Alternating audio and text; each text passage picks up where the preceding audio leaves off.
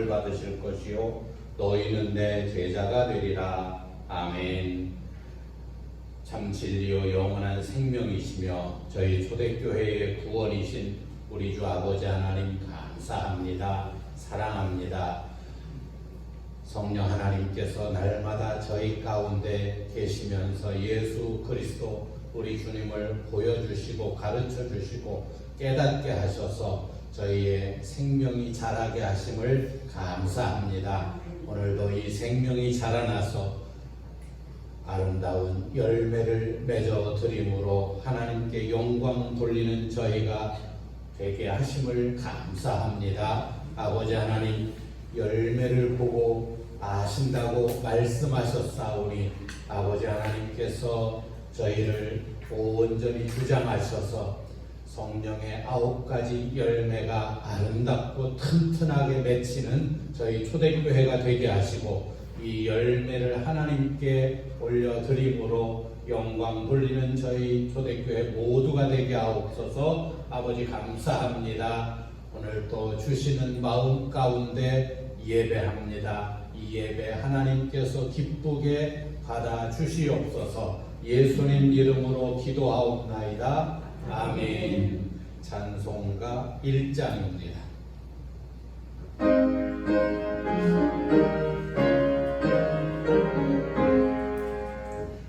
만국의 근원 하나님 온 백성 찬송 드리고 저 천사여 찬송하세 찬송 성부 성자 성령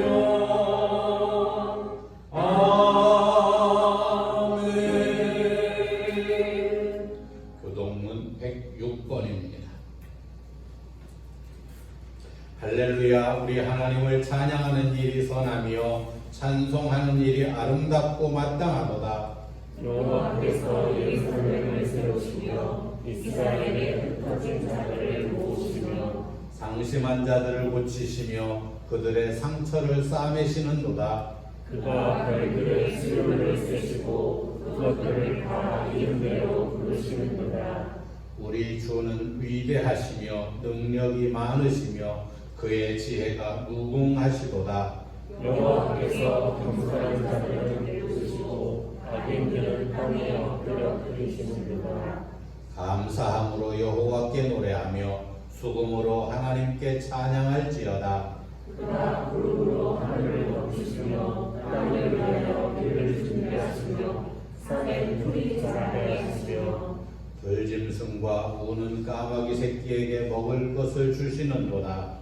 여호와는 말에 힘이 세다 하여 기뻐하지 아니하시며 사람의 다리가 억세다 하여 기뻐하지 아니하시고 여호와는 자기를 경외하는 자들과 그의 인자하심을 바라는 자들을 기뻐하시는도다. 아멘. 사도신경으로 우리 신앙을 하나님 앞에서 고백하시겠습니다.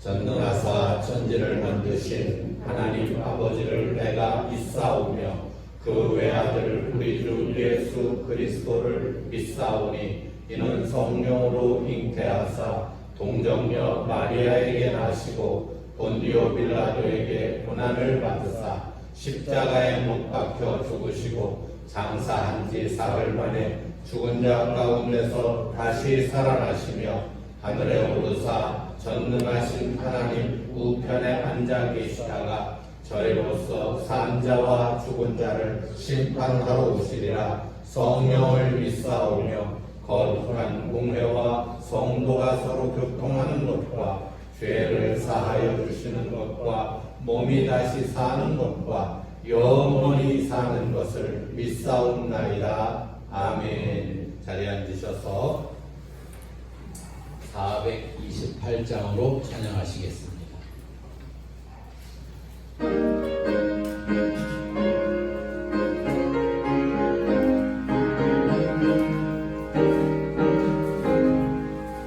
내 영혼의 햇빛 비치니 주 영광 찬란해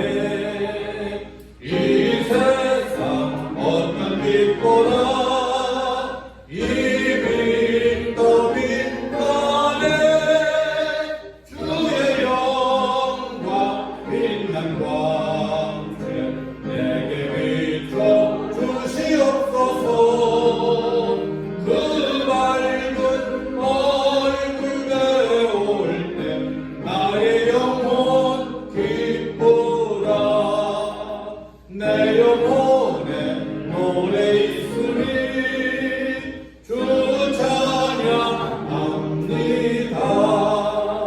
주 귀를 기울이시사 다 듣고 계시네 주의 영광 빛난 광채 내게 비춰 주시옵소서 그 밝은 얼굴 배울 때 나의 영혼 기쁘다 내 영혼에 봄날 되어서 주 함께 하실 때 그 평화 내게 깃들고 주 은혜 꽃 피네 주의 영광 빛난 광채 내게 비춰 주시옵소서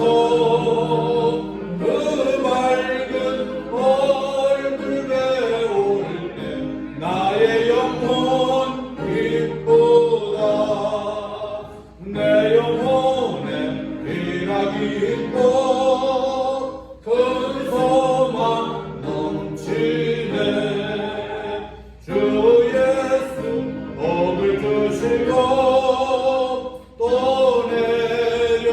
내려주시네 주의 영광 빛난 광채 내게 비춰 주시옵소서 그 밝은 얼굴 배울 때 나의 영혼 기쁘다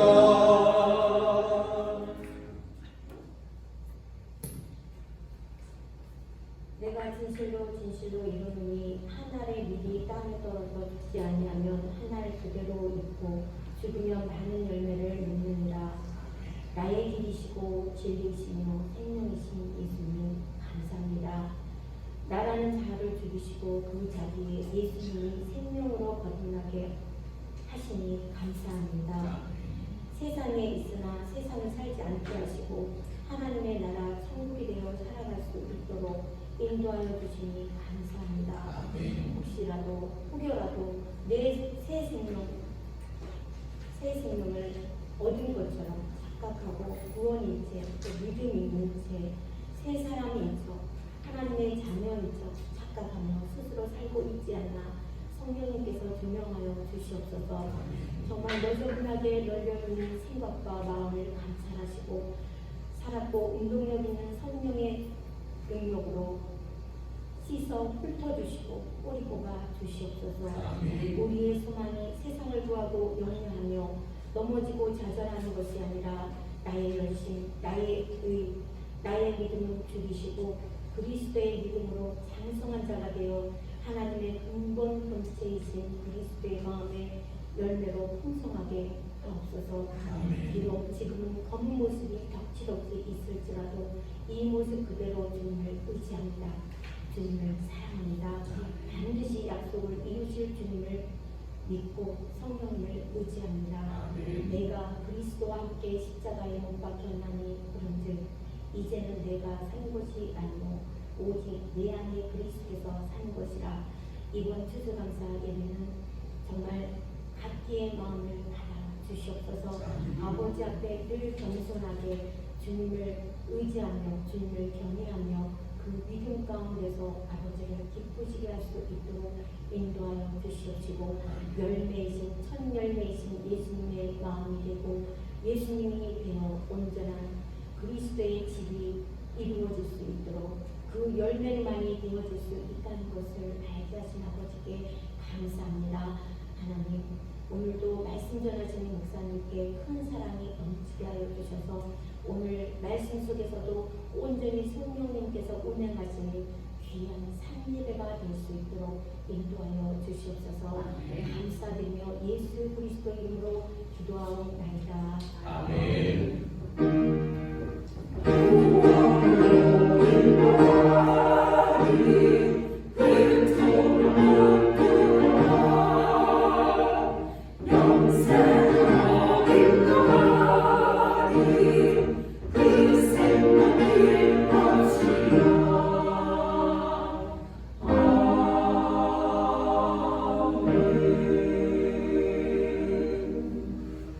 감사합니다. 오늘 주신 말씀 마가복음 7장 24절부터 마지막 37절 말씀까지입니다.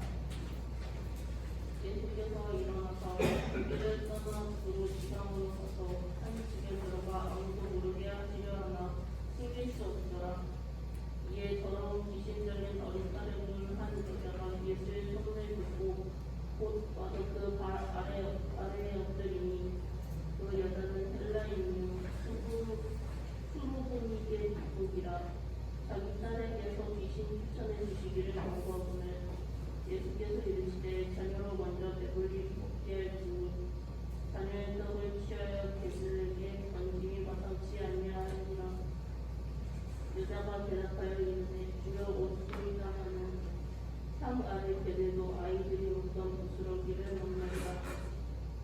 예수께서 이르시되 이 말을 하였으니 돌아가라. 귀신이 내 딸에게서 나갔느니라 하시니 여자가 집에 돌아가 본즉 아이가 침상에 들었고 귀신이 나갔더라. 예수께서 다시 두로 지방에서 나와 시돈을 지나고 데가폴리 지방을 통과하여 갈릴리 호수에 이르시니 사람들이 쥐 먹고 갈 6명자를 데리고 예수께 나와 안수하여 주시기를 간구하거늘 예수께서 그 사람을 따로 데리고 무리를 떠나사 손가락을 그의 양귀에 넣고 침을 뱉어 그의 혀에 손을 대시며 하늘을 우러러 탄식하시며 그에게 이르시되 에바다 하시니 그는 열리라는 뜻이라. 그의 귀가 열리고 혀가 맺힌 것이고 뚫려 말이 분명하여졌더라. 예수께서 그들에게 경고하사 아무에게도 이르지 말라 하시되 경고하실수록 그들이 더 널리 전파하니 사람들이 심히 놀라 이르되 그가 모든 것을 잘하였으나 못 듣는 사람도 듣게 하고 말 못하는 사람도 말하게 한다 하니라. 아멘.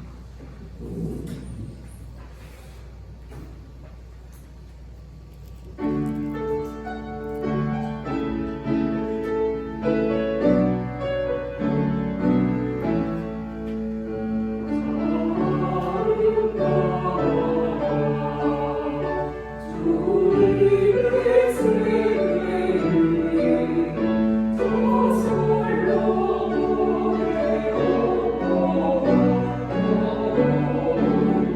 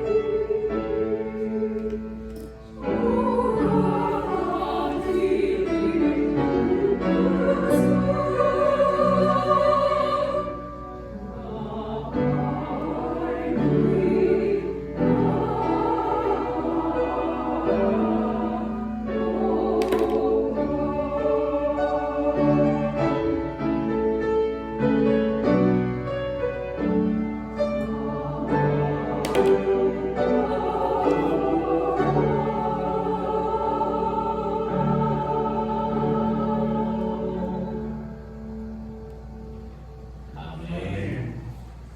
기도하겠습니다.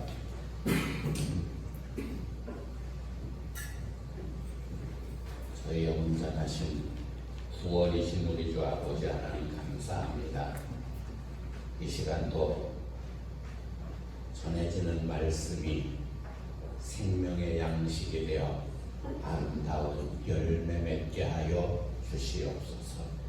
그래서 초대교회에 속한 귀한 하나님의 자녀들 한 심령도 땅에 떨어지지 아니하고 다 구원의 기쁨을 풍성히 누리게 하여 주시옵소서.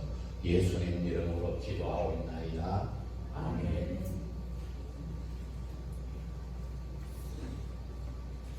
사랑합니다.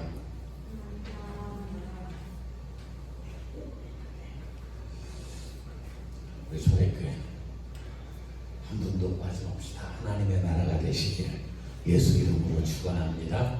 아멘.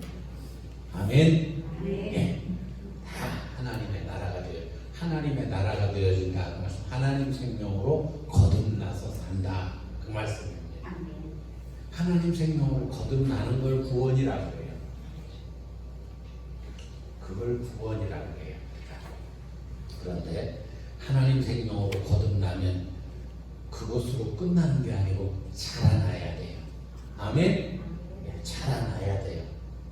그런데 그 자라나는 걸 잘 알지 못해요. 그걸 겨자씨 비유를 통해서 말씀하시더라고요. 그렇죠? 자고 깨고 하는 중에 자라는지 모르는데 나중에 보니까 큰 나무가 돼가지고 새들이 깃든대요. 우리도 마찬가지입니다. 왜 안 자라지? 저도 그 고민을 왜 안 자랄까? 왜 눈에 보이게 막 걱정만 못 자랄까? 근데요, 1년 지나고 보면 많이 깨달아지고 여러분들도 그러신 줄로 믿습니다. 자, 오늘이 추수감사절이에요. 추수감사절. 열매를 맺게 하신 하나님께 감사하는 절기예요. 그런데 그냥 여기 앞에 어제 산 것도 있고 누가 주신 것도 있고 쭉 갖다 놨는데, 예, 이런 육의 열매도 이런 육의 열매를 주셔서 또 우리 욕심의 삶을 살게 하신 하나님께도 감사하지만 진짜 추수감사절의 의미는요, 내가 아름다운 열매로 자라나는 겁니다. 그래서 그것을 하나님 앞에 내가 드림으로 감사하는 절기가 추수감사절이에요. 내가 어떤 열매를 맺었는가? 성령의 주로 9가지 열매.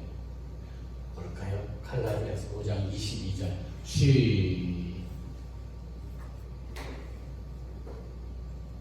자, 오직 성령의 열매는 사랑과 희락과 화평과 오래 참음과 자비와 양선과 충성과 온유와 절제니 이 같은 것을 금지할 법이 없느니라. 이런 열매로 우리가 자라나야 돼요. 맺어져야 돼요. 우리에게서 이런 것이 나타나야 된다. 그 말씀이에요. 여러분한테서 얼마나 이런 모습들이 나타나는가 늘 점검을 해봐야 돼요. 성령 하나님으로 우리 아까 전사님 기도하죠. 성령 하나님으로 말미암아 잘 조명을 해봐야 돼요. 나한테 이런 사랑의 열매, 희락, 내 안에서 기쁨이 나오는가, 아니면 반대로 인상 쓰는 게 나오는가, 화평이 나오는가, 불화가 나오는가, 오래 참음이 나오는가, 자비, 양선, 충성, 온유, 절제 이런 것들이 나오는가. 이제 열매를 맺는, 열매를 맺으려면, 자라나려면 어떻게 해야 자라나요? 먹어야 자라요. 그죠? 먹어야 자라나요. 날마다 그걸 생명의 양식이라고 해요. 생명의 양식. 그 양식을 날마다 먹어야 돼요. 그 양식이 뭐래요? 예수님께서 오병이어의 이적이 요한복음 6장에 나오잖아요. 그 6장 전 앞에 1절부터 좀 나오다가 후반에 53절 이하에 보면은 내가 바로 생명의 양식이다. 6장 53절 말씀 보겠습니다. 시작. 예수께서 이르시되 내가 진실로 진실로 너희에게 이르노니 인자의 살을 먹지 아니하고 인자의 피를 마시지 아니하면 너희 속에 생명이 없느니라. 우리 속에 이 생명은 거듭난 새 생명, 하나님 생명을 말씀하세요. 이 생명이 있어야 예수님의 살을 먹고 피를 마셔요. 없으면은 그 속에 생명이 없는 거예요. 54절 시작. 내 살을 먹고 내 피를 마시는 자는 영생을 가졌고 마지막 날에 내가 그를 다시 살리리니. 내 살을 먹고 내 피를 예수님의 말씀, 예수님의 생명, 피가 생명이잖아요. 그 생명의 에너지, 그 피를 마시는 자는 영원한 생명을 가진 자예요. 영생을 가졌고 마지막 날에 예수님은 그 사람만 일으키셔요. 아멘. 아무나 다 이 땅에서 그냥 대충 살다가 육신의 삶을 살다가 마지막 보면 돌아가시면 천국 가셨습니다. 아니에요. 마지막 날에 내가 그를 다시 살리니. 어떤 사람이요? 예수님의 살과 피를 먹고 마신 사람이 영원한 생명을 가진 사람인데, 그 영원한 생명을 가진 사람을 마지막 날에 다시 살리신다고요. 믿으시기 바랍니다. 55절 시작. 내 살은 참된 양식이요 내 피는 참된 음료로다. 56절 시작. 내 살을 먹고 내 피를 마시는 자는 내 안에 거하고 나도 그의 안에 거하나니. 예수님의 살과 피를 먹는 사람이 예수님과 하나 된 사람이에요. 아멘. 나와 예수님이 하나 된 사람, 예수님과 내가 하나 된 사람이, 그런 사람은 예수님의 살과 피를 먹어요. 57절 시작. 살아계신 아버지께서 나를 보내심에 내가 아버지로 말미암아 사는 것 같이 나를 먹는 그 사람도 나로 말미암아 살리라. 살아계신 아버지께서 예수님을 왜 보내셨어요? 예수님이 아버지로 사는 것을 보여주시기 위해서. 이해가 되세요? 예수님이 아버지로 말미암아 사시는 것, 예수님 안에 하나님이 계셔서 그 하나님으로 인하여 사시는 것을 우리한테 보여주시려고, 본을 보이시려고. 그 목적만, 십자가의 대속의 죽음을 죽으심으로 우리의 옛사람과 함께 죽으셨어요. 그리고 예수님께서 오셔서 아버지를 모시고 아버지로 인하여 사시는 것처럼, 아버지로 말미암아 사시는 것처럼 우리도 그렇게 살도록 하시려고. 그 예수님을 우리가 성령님을 통해서 계속 보는 거예요. 아버지로 인하여 사신 예수님. 그래서 말미암아 사는 것 같이 나를 먹는 그 사람도 나로 말미암아 살리라. 58절 시작. 이것은 하늘에서 내려온 떡이니 조상들이 먹고도 죽은 그것과 같이 아니하여 이 떡을 먹는 자는 영원히 살리라. 이 떡을 먹는 자가 영생을 가진 자예요. 영생을 가진 사람만 영원히 살아요. 물론 이 영생이 없는 사람도 영원히 살아요. 근데 어디서 살아요? 예수님 안 계시는 곳에서 살아요. 영은 안 죽어요. 영은 안 죽어요. 다만 영원한 하나님 생명을 가진 사람은 예수님과 함께 영원히 죽지 아니하고 영원히 함께 살고, 그 생명이 없는 사람은 마귀와 함께 영원히 거기서 살아요. 우리 초대교회는 예수님과 영원히 함께 사시기를 예수 이름으로 축원합니다. 예수님 안 계신 곳에서 살면 큰일 나요. 예수님 계신 곳에서 살아요. 자, 근데 이 양식을, 생명의 양식을 먹고 자라나면 어떻게 된다고요? 열매를 맺게 된다고요. 우리는 이 열매를 반드시 맺어야 돼요. 열매를 반드시 맺어야 돼요. 오늘 추수감사절기는 이 열매를 맺게 해주신 것에 감사하는 절기예요. 그래서 나는 이 추수감사절을 맞이해가지고 나는 이 생명의 양식을 얼마나 먹고 자라나서 어떤 열매를 얼마나 맺었는가 그걸 한번 점검해보고 그 열매를 맺을 수 있도록 계속해서 생명의 양식을 먹는 삶이 되어져야 돼요. 자, 열매를 맺는데 요한복음 15장 1절부터 한번 보겠습니다. 요한복음 15장 시작. 나는 참 포도나무요 내 아버지는 농부. 누가 하신 말씀이에요? 예수님께서. 나는 참 포도나무라고. 그런데 내 아버지 하나님은 농부시라고. 2절 시작. 무릇 내게 붙어 있어 열매를 맺지 아니하는 가지는 아버지께서 그것을 제거해 버리시고 무릇 열매를 맺는 가지는 더 열매를 맺게 하려 하여 그것을 깨끗하게 하시느니라. 열매를 맺지 아니하는 가지는 어떻게 된다고요? 제거해 버리신대요. 저 오늘 아침에 와가지고 저기 뒤에 나무하고 여기로 이렇게 보니까 죽은 게 있어요. 죽은 가지가 조그만 가위를 잘라버렸어요.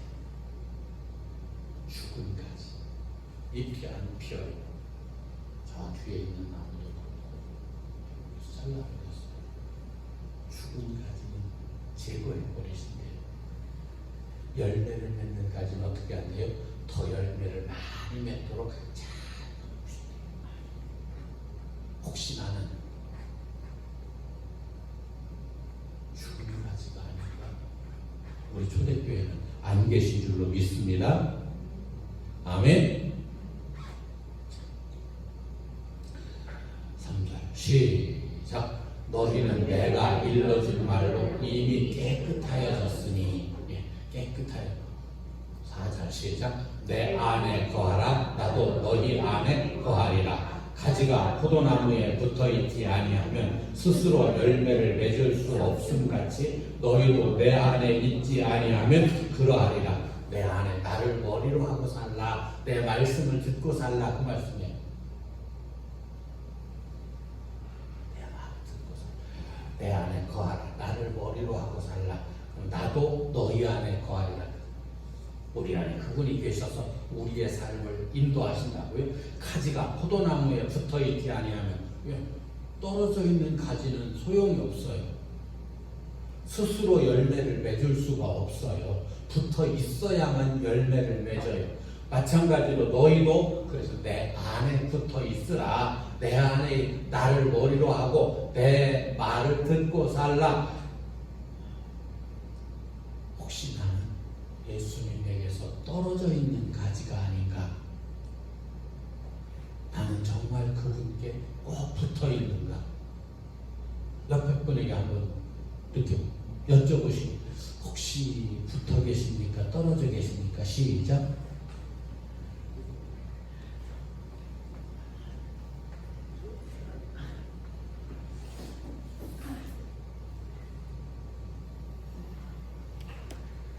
잘 분별하셔야 돼요.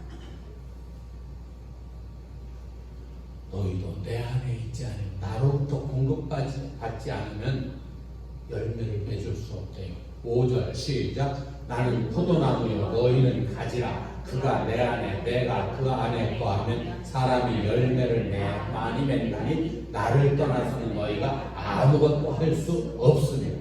예수님을 떠나서는 아무것도 할 수 없어요. 6절 시작. 사람이 내 안에 거하지 아니하면 가지처럼 밖에 버려져 마르나니 사람들이 그것을 모아다가 불에 던져 사르느니라. 여기가 어디예요? 흔히 말하는 지옥이에요. 7절까지 볼까요? 시작. 너희가 내 안에 거하고 내 말이 너희 안에 거하면 무엇이든지 원하는 대로 구하라. 그리하면 이루리라. 이 말씀 참. 너희가 내 안에 거하고 내 말이 너희 안에 거한다. 주님과 내가 하나가 된다. 그 말씀이잖아요. 그분을 머리로 하고 그러니까 주님과 하나가 돼서 그러면 머리하고 몸은요 하나예요. 따로따로 못 놀아요. 머리가 지시하는 대로 몸을 움직여요. 이게 안 되면 문제가 큰 거죠. 그렇죠? 그런데 너희가 내 안에 내 말이 너희 안에 보면 하나가 되면 무엇이든지 원하는 대로 구하래요. 무엇이든지 원하는 대로 구하래요. 그런데 하나가 안 된 상태에서 아무리 구해봐도 소용이 없어요. 하나가 된 상태에서 주님과 내가 하나가 되면 그분의 뜻과 내 뜻이 일치가 돼요. 그분의 소원과 내 소원이 일치가 돼요. 그러면 무엇이든지 원하는 대로 구하기만 하래요. 다 이루시네요. 근데 이 상태가 안 되면서 뭐 해주시옵소서. 안 되네요. 하나가 되기만 하면 다 이루신대요. 우리 초대교회는 예수님, 주님을 머리로 하고 하나가 되시기를 간절히 소원합니다. 8절까지 볼까요? 시작. 너희가 열매를 많이 맺으면 내 아버지께서 영광을 받으실 것이요 너희는 내 제자다. 열매를 많이 맺으시기 바랍니다. 성령의 9가지 열매 이걸 많이 맺으시라. 오늘 본문 말씀 이제 서론 말씀 드렸고요. 추수감사드리면서 오늘 본문 말씀 오늘 말씀도 그 열매가 맺을 수 있도록 그 말씀이 생명이 사는 방법에 대한 말씀이에요. 어떻게 살아야 되는가? 예수님께서 지금 두 그 병을 고쳐주시는 말씀이에요. 그렇죠? 24절부터 37절까지 말씀이 먼저는 누구의 병을 누구를 고쳐주셔요? 수로버리게 여인의 딸의 그 병을 그 귀신 들린 것을 고쳐주셔요. 두 번째로는 귀먹고 말이 어눌한 사람을 고쳐주셔요. 한 사람이에요. 귀먹고 말이 어눌한 사람. 그 두 사람을 왜 고쳐주시는가? 왜 예수님께서 고쳐주실 때는요, 다 그걸 통해서 우리로 하여금 이걸 깨달으라고 그냥 괜히 하시는 것 하나도 없어요. 성경에 괜히 기록된 거 하나도 없어요. 자, 오늘 본문 말씀 24절부터 한번 보겠습니다. 시작. 예수께서 일어나사 거기를 떠나 두로 지방으로 가서 한 집에 들어가 아무도 모르게 하시려 하나 숨길 수 없더라. 예수님께서 갈릴리 지역에서 쭉 위로 올라가다 보면은 오른쪽에 이제 갈릴리 호수가 있고 이제 그 예수님이 그 활동하시는 그 지역에서 쭉 올라가다 보면 왼쪽에 그 서쪽으로 지중해가 있고요. 그 지중해 연안에 두로 시돈 지역이 있어요. 지금의 레바논 지역이에요. 레바논 지역. 예. 그 지중해를 건너면 헬라, 그리스가 있고요. 로마가 또 있고. 거기를 떠나서 이제 두로 지방으로 가셔요. 그런데 한 집에 들어가 아무도 모르게 하시려 하지만 숨길 수가 없었대요. 전 이 말씀 예수님의 전능성에 문제가 되지 않나. 그치요? 숨기실 수가 없었대요. 한 집에 들어가셨는데. 이 말씀을 꼭 깨닫는. 빛은 숨길 수가 없어요. 그치요? 예수님이 빛으로 오셨어요. 요한복음 1장 1절부터 한번 보겠습니다. 시작. 태초에 말씀이 계시니라. 이 말씀이 하나님과 함께 계셨으니 이 말씀은 곧 하나님이시라. 말씀이 곧 하나님이시라. 그 말씀이 하나님과 함께 계셨는데 말씀이 또 곧 하나님이세요. 2절. 시작. 그가 태초에 하나님과 함께 계셨고 그 말씀이 하나님과 함께 계셨어요. 아버지 하나님과 함께 계셨어요. 3절 시작. 만물이 그로 말미암아 지은 바 되었으니 지은 것이 하나도 그가 없이는 된 것이 없느니라. 말씀이 하나님과 함께 계셨는데 창세기 1장에 보면은 하나님께서 무엇으로 창조하셔요? 말씀으로 창조하셔요. 그 말씀이 요한복음 1장 14절에 보면은 육신이 되신 분이 예수님이세요. 예수님으로 말미암아 창조하셨어요. 그래서 그렇구나. 하나님은 예수 그리스도를 통해서 모든 일을 다 이루셔요. 자, 4절 시작. 그 안에 생명이 있었으니 이 생명은 사람들의 빛이라. 예수님, 그 말씀이신 예수님 안에 생명이 있었어요. 근데 그 생명은 사람들의 빛이에요. 우리는 그 생명을 받아서 사는 거예요. 사람들의 빛이라. 5절 시작. 빛이 어둠에 비치되 어둠이 깨닫지 못하더라. 빛으로 예수님이 오셨어요. 그래서 숨길 수가 없어요. 빛은 다만 깨닫지 못할 뿐이에요. 어둠에 있는 자들은 그 빛으로 오신 예수님을요, 마귀에게 잡혀 있는 사람들은 깨달을 수가 없어요. 아멘. 예수님을 알고 깨닫는 사람은요, 그 마귀에게 속해 있으면 알 수가 없어요. 깨달을 수가 없어요. 분명히 빛이 어둠의 빛이래 어둠이 깨닫지 못해요. 마귀에게 잡혀 있는 사람들은 예수님을 깨달을 수가 없어요.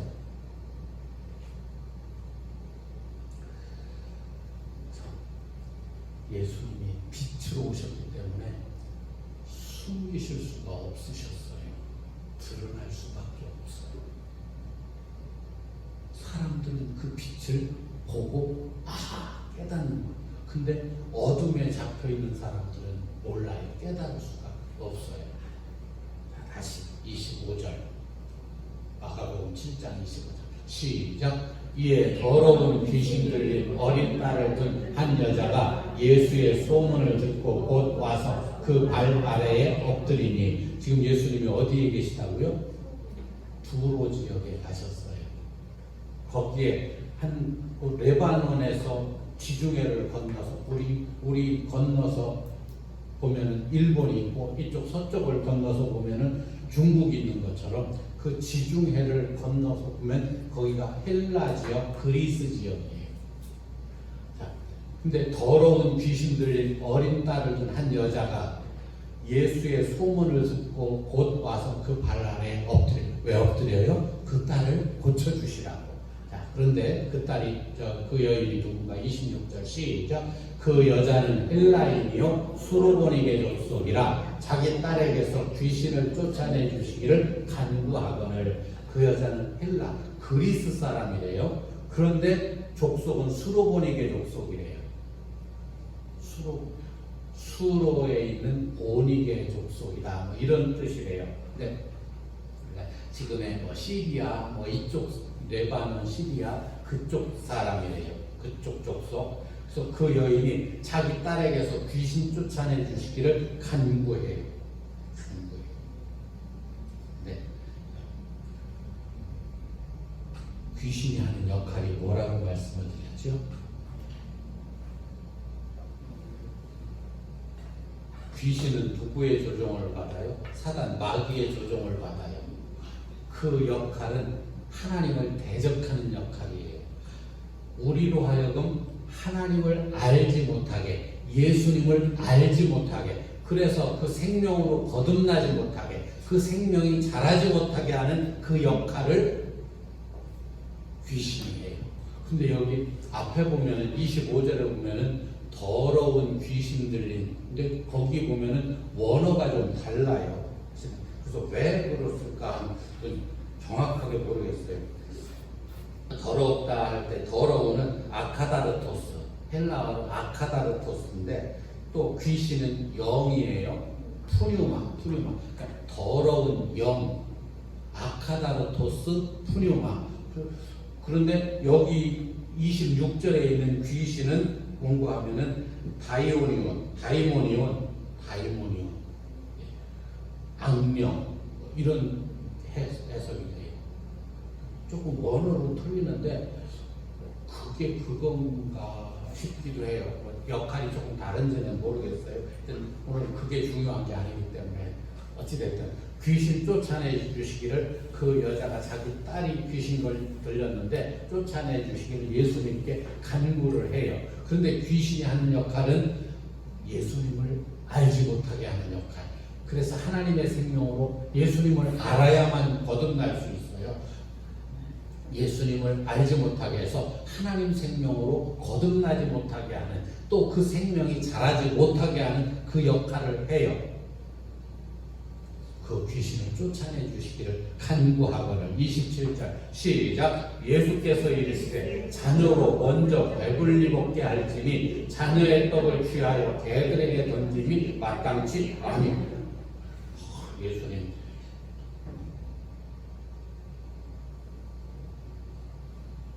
단호하셔요. 예수님 사랑이시라면서, 그렇죠? 아니 그러실 수가 있나? 예수님은 사랑이시라면서 고쳐달라고 간구를 하는데 뭐라고 말씀하세요? 자녀로 먼저 배불리 먹게 하는데 그 자녀의 떡을 빼앗아 가지고 개들한테 던지는 것이 마땅하지 않다. 이 수로보니게 여자와 그 딸은 뭐예요? 개들, 이방인이다. 그 말씀이에요. 하나님의 자녀가 아닌 이방인. 여러분 잘 들으셔야 돼요. 오해하지 마시기 바랍니다. 물론 이 말씀은 그 수로보니게 여인의 믿음을 시험하시는 말씀이에요. 그런데 중요한 것은 이 말씀은 그대로 맞아요. 괜히 악하게 예수님께서 막 매몰차게 하시는 말씀이 아니라 그 정상적인 말씀이에요. 하나님의 자녀만, 하나님의 생명을 가진 하나님의 자녀만 떡을 먹을 수 있어요. 말씀을 먹을 수 있어요. 이해가 되세요? 하나님의 생명을 가진 하나님의 자녀만 생명의 떡을 먹을 수 있어요. 자녀로 먼저 그 떡을 배불리 먹게 해야 되는데 그 자녀의 떡을 빼앗아 가지고 개 같은 이방인인 너희에게 주는 것 마땅하지 않다. 그런데 지극히 당연한 말씀이에요. 생명의 떡은 생명을 가진 사람이 먹는 거예요. 28절 시작. 여자가 대답하여 이르되 주여 올소이다마는 상 아래 개들도 아이들이 먹던 부스러기를 먹나. 이 여인의 믿음이 대단한 믿음이에요. 그냥 여러분 하찮게 보지 마시기 바랍니다. 대단한 믿음이에요. 옳습니다. 주님 맞습니다. 하나님 생명을 가진 하나님 자녀가 하나님의 떡을, 그 생명의 떡을 먹는 게 옳습니다. 그런데요, 상 아래 개들도 보니까 아이들이 먹던 부스러기를 얻어먹더라고요.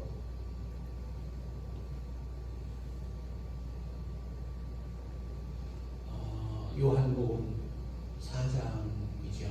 거기 보면 누가 나오죠? 수가성 여인이 나와요. 믿음이 좋은 여인이에요. 예수님하고 말이 통하는 여인이에요. 그렇죠? 믿음에 관한 말씀, 생명에 관한 말씀이 창년이 뭐니 아니에요. 생명의 말씀, 간절히 예수 그리스도 메시아를 기다리던 여인이에요. 이 여인도 그런 믿음을 가진 여인이에요. 주님 말씀이 맞습니다. 생명을 가진 하나님의 자녀가 하나님 생명을 가진 하나님의 자녀만이 하나님께서 주시는 그 생명의 떡을 먹을 수 있습니다. 그 말씀 맞습니다. 그런데요, 개들도 산간에 그 아이들이 먹던 그런 부스러기 떨어진 거 개들도 얻어먹대요. 29절 시작. 예수께서 이르시되 이 말을 하였으니 돌아가라 귀신이 내 딸에게서 나갔느니라 하시며, 이 말을 하였으니 생명의 떡은 생명을 가진 하나님 생명을 가진 하나님의 자녀만 먹을 수 있는데 상안의 개들도 부스러기 얻어먹더라고요.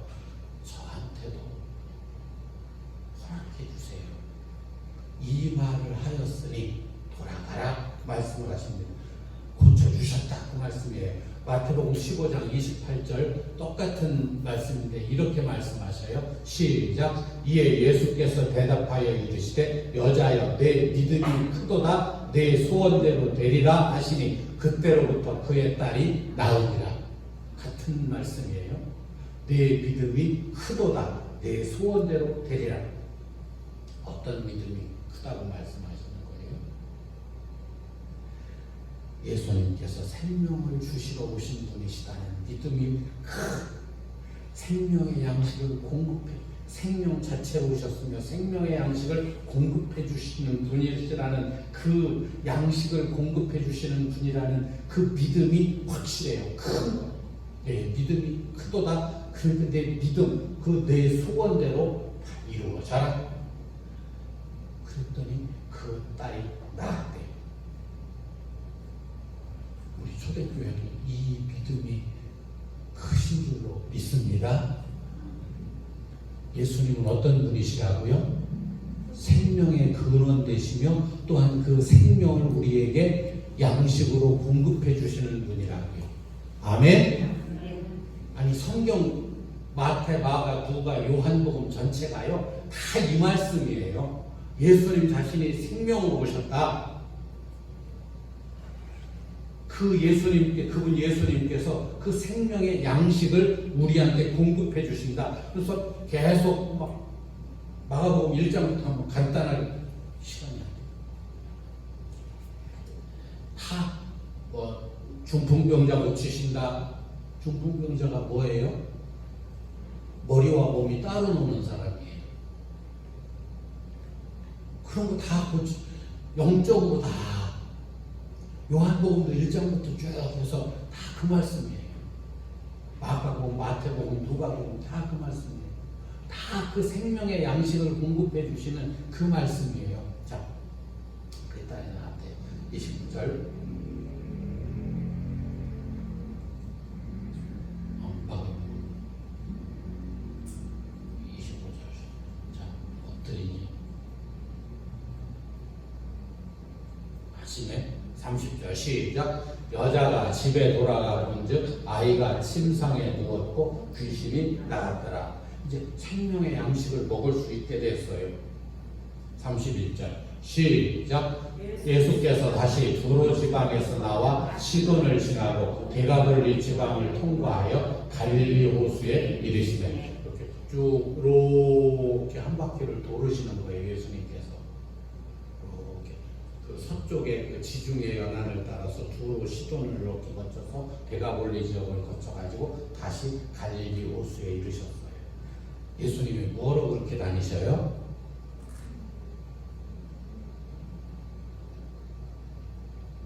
예수님 자신이 하나님의 생명으로 오셨다는 사실, 하나님 나라의 복음을 증거하시기 위해서 지금 다니시는 거예요.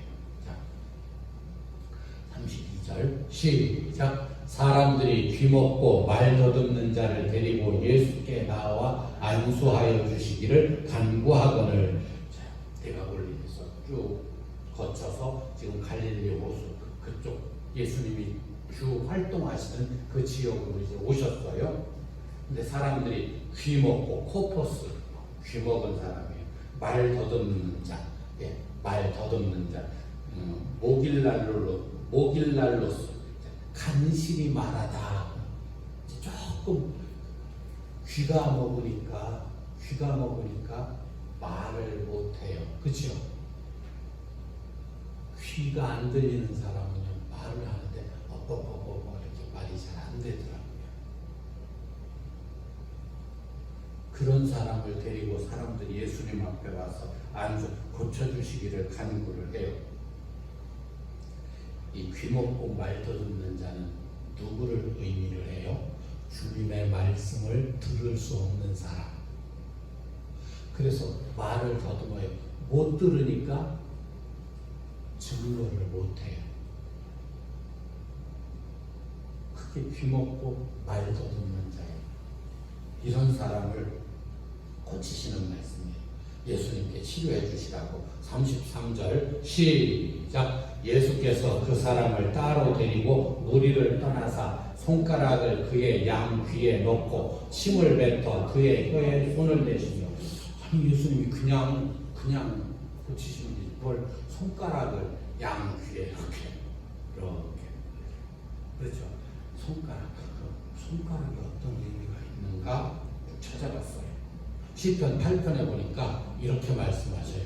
시작. 주의 손가락으로 만드신 주의 하늘과 주께서 베풀어 주신 달과 별들을 내가 보니 주의 손가락으로 만드신 주의 하늘과 주께서 베풀어 달과 별들을 내가 보니 사람이 무엇이 원데 주께서 저를 생각하시며. 시편 8장 8편 3절에 있는 말. 손가락으로 만드셨대요. 참. 손가락은 하나님의 능력이 나가는 통로예요. 통로. 출애굽기 31장 18절 시작. 여호와께서 시내산 위에서 모세에게 이르시기를 마치신 때 증거판 둘을 모세에게 주시니 이는 돌판이요 하나님이 친히 쓰신. 여기 손가락이 없네요. 어디에 손가락이 있을까요? 출애굽기 할 때 말씀을 드렸었는데 친히가 원어로 손가락이에요. 손가락. 친히가 에츠바거든요. 그 히브리어 에츠바. 손가락이에요. 손가락. 하나님이 손가락으로 쓰셨대요. 하나님의 능력이 나가는 통로예요. 다시 마태복음 7장 33절 다시 봅니다.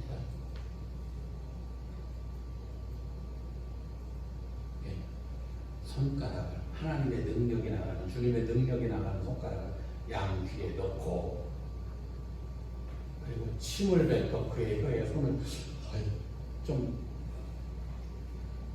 그래요. 그치요? 이 말씀 여기 잘 보시면 저를 보세요. 자, 침을 뱉어 그의 혀에 손을 대시며.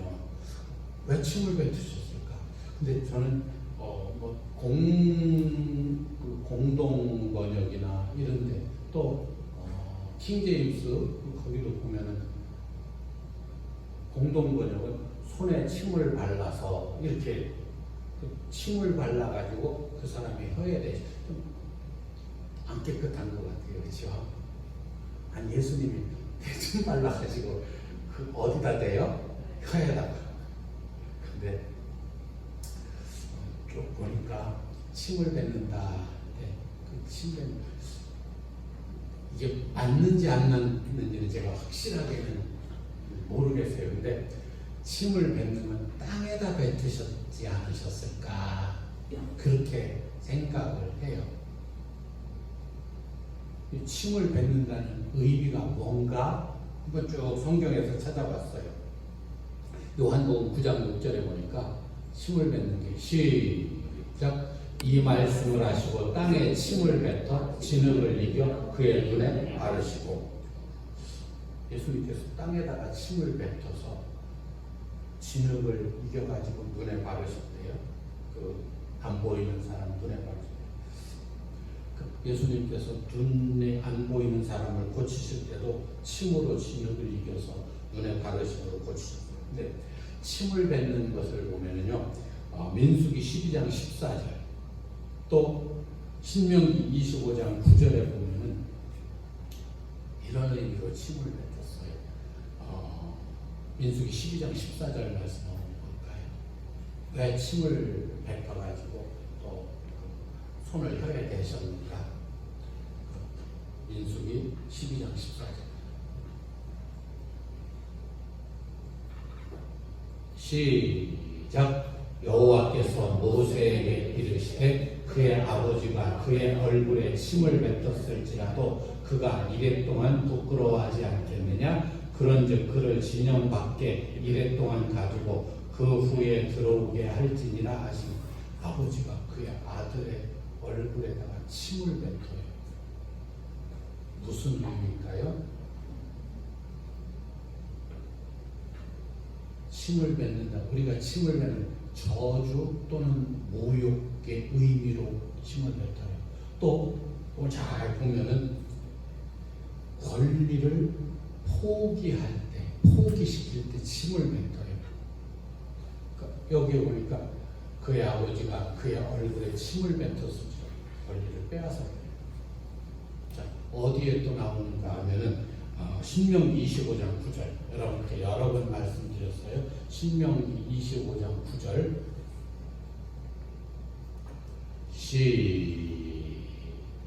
시작.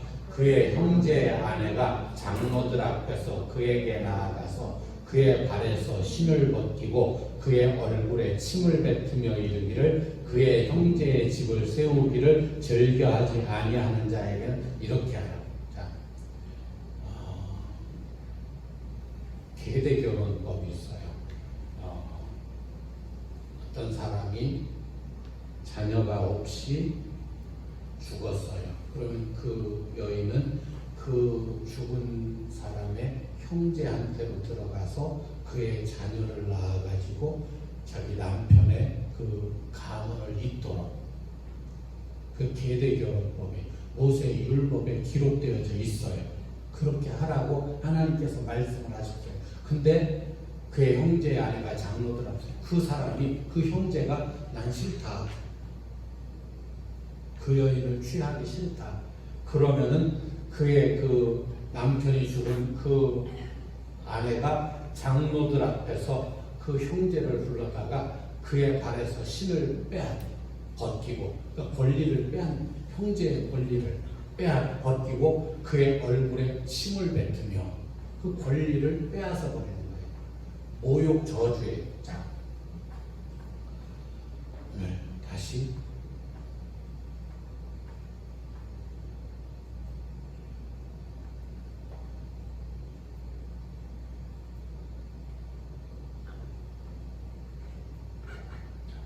간구하고는 33절.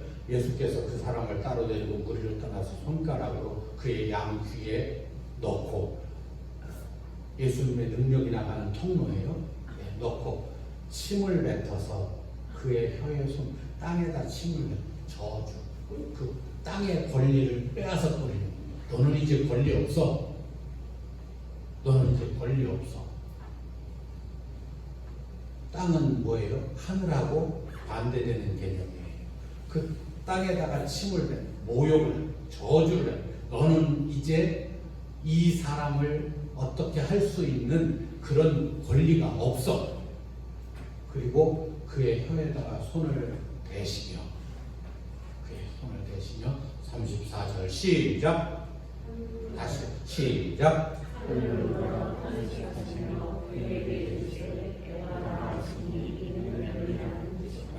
에바다, 너는 열리라, 그런 뜻이에요. 너는 열리라.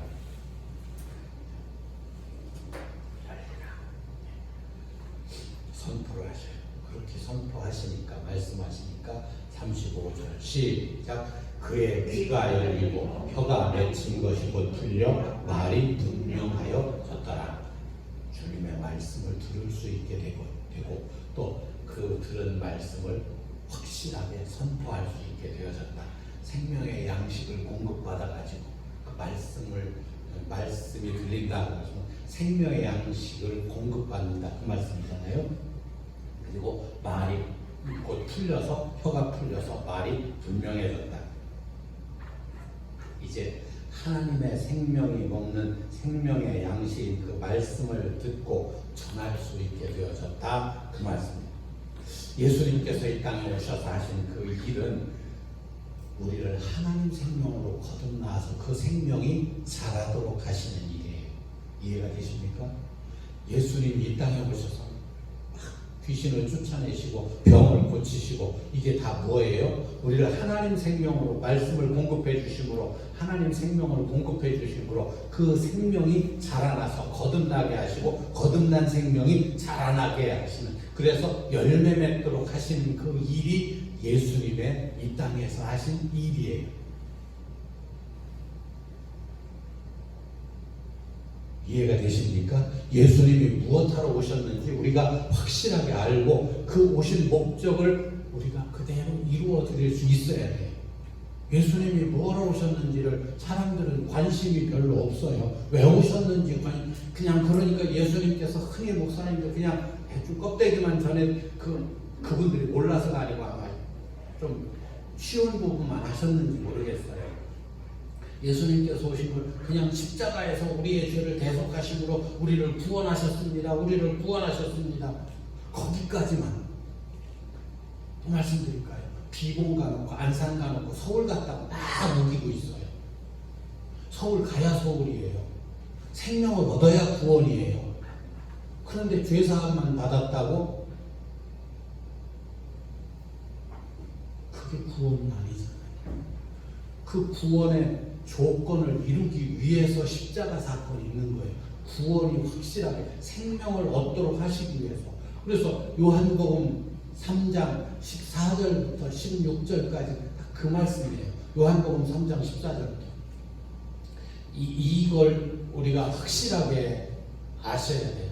이게 참 중요한데 그냥 이거를 쉽게 잡자. 모세가 광야에서 뱀을 든 것 같이 인자도 들려야 하리니. 무슨 말씀이에요? 예수님이 십자가에서 돌아가신다는 말씀이에요. 예, 그렇죠? 예. 모세가 광야에서 뱀을 든 것 같이 나도 장대 위에 뱀을 달았잖아요. 나도 들려야 하리니. 15절 시작. 이는 그를 믿는 자마다 영생을 얻게 하려 하십니다. 그 십자가에 달리신 예수님을 보고 믿는 자마다 무엇을 얻게 하신대요? 영원한 생명을 얻게 하신대요. 그래서 16절에 이 말씀이 나오는 거예요. 그냥 이 말씀만 따로 떼가지고 그냥 하니까는 답이 없잖아요. 근데 자, 14절, 15절을 보셔야 돼요. 14절, 모세가 광야에서 뱀을 든 것 같이 인자도 들려야 하리니. 내가 십자가를 진다. 그 말씀이에요. 제가 아니고 예수님께서. 그래서 15절에 뭐라고요? 잊어버리셨어요?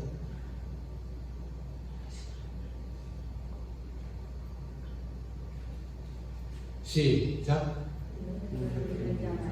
영생을 얻도록 하시기 위해서.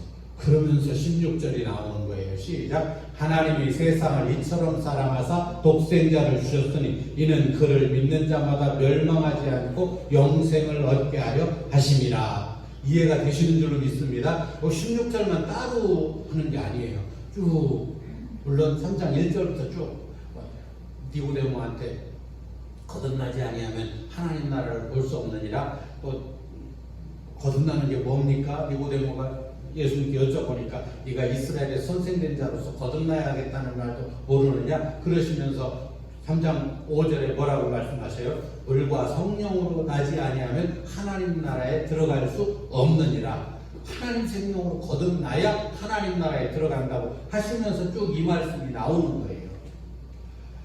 영생을 하나님이 세상을 이처럼 사랑하사 독생자 예수님을 보내주셨으니 이는 그 예수님이 어떤 분이시라는 사실을 믿어야 돼요. 우리에게 생명을 주시는 그 생명 자체로 오셨으며 그 생명을 주시는 분이라는 사실을 믿는 자마다 멸망하지 않고 영원한 생명, 그 생명을 얻도록. 이해가 되신 줄로 믿습니다. 아멘. 다시 마가복음 본문으로 돌아가서 열리라는 뜻이라 분명하였더라. 시작. 예수께서 그들에게 경고하사 아무에게도 이르지 말라 하시되 경고하실수록 그들이 더욱 널리 전파하라. 왜 아무에게도 이르지 말라고 하셨을까? 왜 그러셨다고요? 아무에게도 얘기하지 말라고 많이 말씀을 하셨어요. 우리가 쭉 마태복음에서도 봤고 아까 앞에서도 쭉 봤어요. 왜 그러셨다고요? 예수님의 때가 아직 아니셨어요. 그리고 제자들이 아직 못 자랐어요. 아직 거듭나야 되는데 거듭나려면 그 생명이 갖춰져야 되잖아요. 아니 사람도 태어나려면 어머니 뱃속에서 10달 동안 사람의 형태가 갖춰져야 되잖아요. 그 제자들이 아직 그 하나님의 생명의 형태가 그 형상이 아직 안 이루어졌어요. 그래서 아무에게도 이르지 말라고 아직 그때가 안 되었기 때문에. 그런데 어떻게 경고하실수록 그들이 더욱 널리 전파하고 빛은 감출 수가 없었다. 37절 시작. 사람들이 심히 놀라 이르되 그가 모든 것을 잘하였도다. 못 듣는 사람도 듣게 하고 말 못하는 사람도 말하게 한다. 그들은 육적인 그 병을 말 못하고 듣지 못하는 사람들 고치신 걸 말씀하죠. 이 말씀 속에 들어있는 영적인 의미는 뭐라고요? 하나님의 말씀을 들을 수 있는, 또 하나님의 말씀을 선포할 수 있는, 그걸 말씀하신다고요. 자, 말씀을 마칩니다. 나는 하나님의 말씀을 들을 수 있는가? 여러분, 하나님의 말씀을 또 나타낼 수 있는가? 증거할 수 있는가? 이게 빨리 다 되어져야 자라나는 거예요. 자라나서 열매를 맺어야 돼요. 나한테는 그 열매가 맺혀 있는가? 오늘 수감사절 나한테는 그 열매가 얼마나 열려 있는가? 분명히 예수님께서는 열매를 보고 안다고 말씀하셔요. 열매를 보고 분별하신다고 말씀. 나한테서 그 열매가 열려야 돼요. 잘 자라나서 열려야 돼요. 그냥 교회 다니면 구원받습니다.